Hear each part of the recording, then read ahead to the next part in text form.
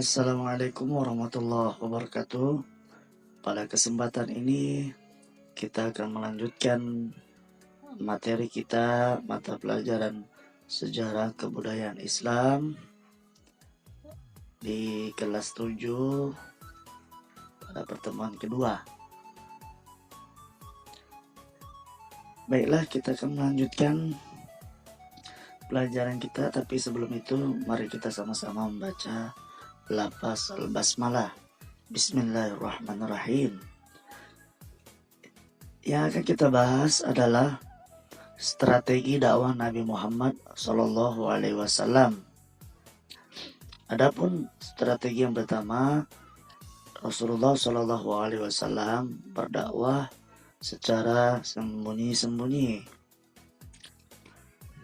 Pada mulanya Nabi Muhammad SAW berdakwah secara sembunyi-sembunyi dan beribadah di tempat-tempat yang tidak diketahui orang Quraisy. Beliau melakukan dakwah ini selama 3 tahun. Kemudian pertama kali Nabi Muhammad SAW berdakwah kepada istrinya, yaitu Khadijah. Kemudian beliau berdakwah kepada kerabat dekatnya dan para pemuda yang tidak puas dengan kondisi masyarakat Mekah serta orang-orang miskin dan tertindas.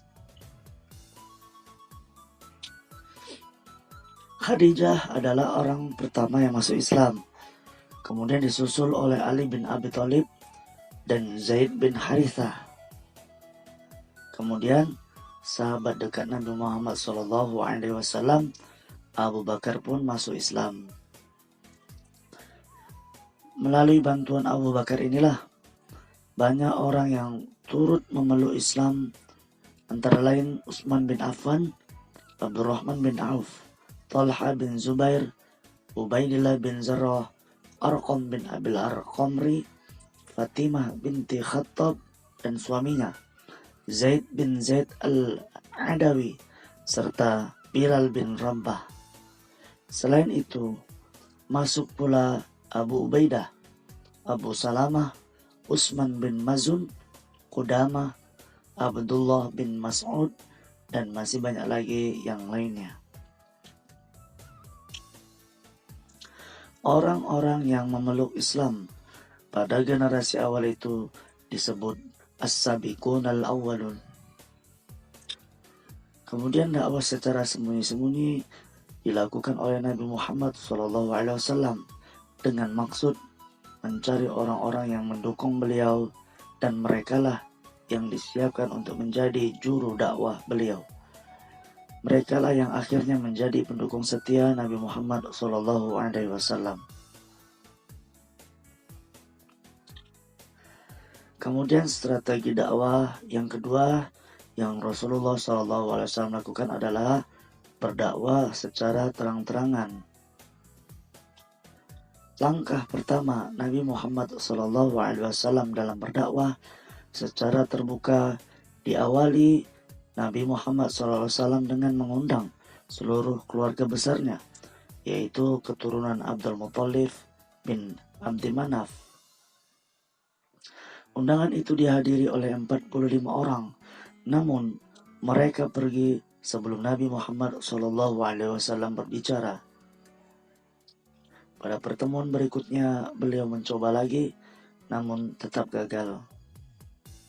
Dan ketiga kalinya Nabi Muhammad SAW berdakwah secara terang-terangan. Kali ini beliau lakukan di Bukit Sofa. Dakwah secara terang-terangan yang dilakukan Nabi Muhammad SAW mendapatkan reaksi yang cukup keras dari para pemuka dan tokoh Quraisy, antara lain Abu Lahab, yaitu Abdul Uzza, Abu Jahal, Umar bin Khattab, Uqbah bin Abi Mu'ati, Aswad bin Abdi Jaghuz, Hakam bin Abil As, Abu Sufyan bin Harb, dan Ummu Jamil, istri Abu Lahab. Seruan terbuka tersebut membuat Islam mulai dikenal masyarakat luas dan menjadi pusat perbincangan warga kota Mekah, terutama suku bangsa Quraisy yang banyak menentangnya. Keberanian kaum muslimin untuk melakukan dakwah secara terbuka semakin menguat setelah Umar bin Khattab masuk Islam. Sebelumnya, Umar bin Khattab adalah seorang penentang utama dakwah Islam. Di dalam berdakwah, Nabi Muhammad SAW banyak mengalami hambatan. Hambatan-hambatan yang terjadi dalam dakwah Nabi Muhammad SAW di Mekah antara lain adalah para pengikut Nabi pada saat itu banyak sekali mengalami siksaan. Di antara pengikut dan sahabat beliau yang mendapat siksaan itu adalah Bilal bin Rabah, yaitu keluarga dakwah Nabi, Amr bin Yasir, Zubair bin Awam, dan Abu Bakar. Dalam menghadapi hambatan itu, Nabi Muhammad SAW memerintahkan beberapa sahabatnya untuk pindah ke Habasyah.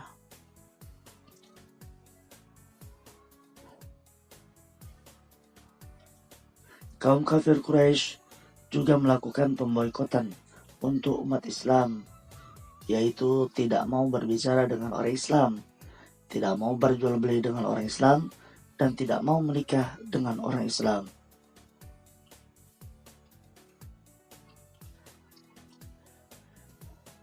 Beberapa sebab kaum Quraisy menentang ajaran Islam adalah sebagai berikut. Yang pertama, persaingan dan kekuasaan. Bangsa Quraisy menganggap hadirnya Islam akan membuat persaingan dalam perebutan kekuasaan. Padahal Islam sama sekali tidak bertujuan untuk menguasai kaum Quraisy. Islam hanya untuk menyebarkan kebaikan, memperbaiki keburukan.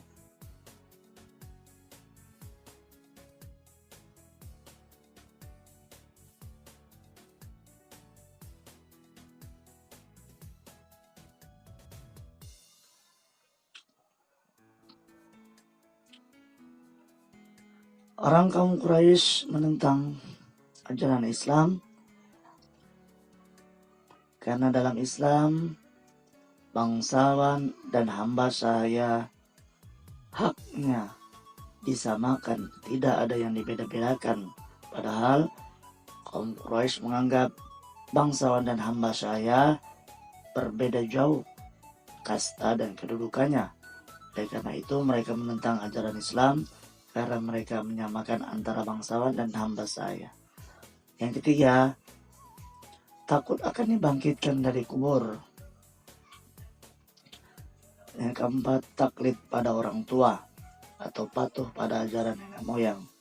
Kaum Quraisy menentang ajaran Islam karena mereka hanya mengikuti ajaran yang diajarkan oleh orang tua mereka terdahulu dan mereka patuh pada ajaran nenek moyang mereka. Ini adalah ilustrasi Bilal bin Rabah yang disiksa kaum Quraisy dan tetap pada keimanannya. Misi dan keteladanan dakwah Nabi Muhammad SAW di Mekah. Keberadaan agama Islam di Jazirah Arab benar-benar menjadi rahmat bagi bangsa Arab. Mereka yang tadinya bercerai-berai, saling bermusuhan, berhasil dipersatukan oleh satu tujuan mulia, yaitu Dinul Islam. Selama lebih kurang 13 tahun, agama Islam disebarkan oleh Nabi Muhammad SAW di Mekah. Nabi Muhammad SAW berjuang dengan jiwa, tenaga, dan hartanya bagi kejayaan Islam. Umat Muslim Mekah pun telah mengeluarkan pengorbanan yang luar biasa. Pelajaran yang sangat berharga dari cara dakwah Nabi Muhammad SAW yang harus diteladani oleh umat Islam antara lain sebagai berikut. Dakwah disampaikan dengan penuh hati-hati, sabar, dan menggunakan bahasa yang halus, lemah lembut, serta mudah dipahami. Kemudian Nabi Muhammad SAW memposisikan para pengikutnya dengan sebutan sahabat. Cara seperti ini menimbulkan rasa simpatik yang luar biasa karena menyatakan kesetaraan derajat. Keberhasilan misi dakwah Muhammad SAW didukung oleh para sahabat setianya. Nabi Muhammad SAW selalu bersama sahabat-sahabatnya, baik dalam suka maupun duka. Dengan demikian, terjalinlah persatuan, kesatuan, dan solidaritas umat Islam yang sangat kuat. Dalam berdakwah, Nabi Muhammad SAW tidak pernah memaksakan kehendak. Nabi Muhammad SAW hanya menyampaikan ajaran Allah Subhanahu wa Ta'ala. Dalam menyampaikannya, beliau memberikan pemahaman secara rasional dengan hati yang jernih. Dalam berdakwah, Nabi Muhammad SAW tidak pernah menggunakan cara-cara kekerasan. Beriman dan beramal kebaikan, orang yang beriman, cerminan hidupnya bisa dilihat dari amal kebaikannya. Sifat dan sikap Nabi Muhammad SAW yang perlu diteladani dalam perjuangan antara lain sebagai berikut: menampilkan sikap terpuji dan mempunyai sifat sidik, amanah, fatonah, dan tabligh, menyebarkan misi dan mencari penduduk awal dari orang-orang terdekat, berdakwah secara terbuka pada saat kedudukan semakin menguat, melakukan hijrah untuk menyusun kekuatan, menyandarkan keberhasilan kepada Allah Subhanahu wa Ta'ala, bersabar dalam menghadapi segala hambatan di dalam berdakwah. Semoga materi kita dapat kita pahami dan juga bermanfaat, serta kita dapat menjadikan Nabi Muhammad SAW sebagai suri tauladan bagi kehidupan kita sehari-hari, dengan mencontoh atau dengan menjadikan sifat dan sikap Nabi Muhammad SAW sebagai contoh bagi kehidupan kita. Terima kasih. Wassalamualaikum warahmatullahi wabarakatuh.